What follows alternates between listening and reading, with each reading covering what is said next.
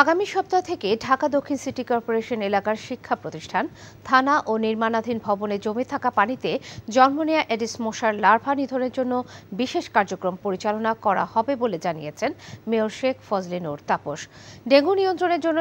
সকালে নগর ভবনের সরকারি বেসরকারি বিভিন্ন প্রতিষ্ঠান ও সংস্থার প্রতিনিধিদের সাথে বৈঠকে একথা জানান তিনি। মেয়র তাপস জানান, ঢাকা দক্ষিণ সিটি কর্পোরেশন এলাকায় কোনো জায়গায় যদি এডিস মশার লার্ভার অস্তিত্ব খবর কেউ জানায়, তাহলে 15 মিনিটের মধ্যে সেখানে গিয়ে লার্ভা নিধন করা হবে। এছাড়া সার্বিকভাবে ডেঙ্গু নিয়ন্ত্রণের জন্য নগরবাসীদের সহযোগিতা কামনা করেন মেয়র তাপস।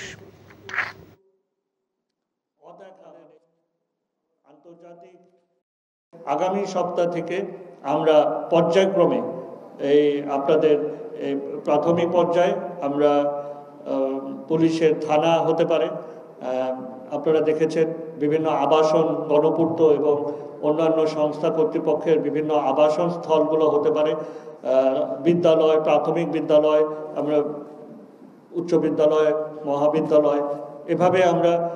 সূচি করে স্থাপনাগুলোকে চিহ্নিত করে আমরা বর্ষা মৌসুম,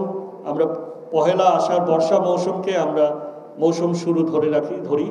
তার আগেই আমরা এই কার্যক্রম এক দফা যদি আমরা শেষ করতে পারি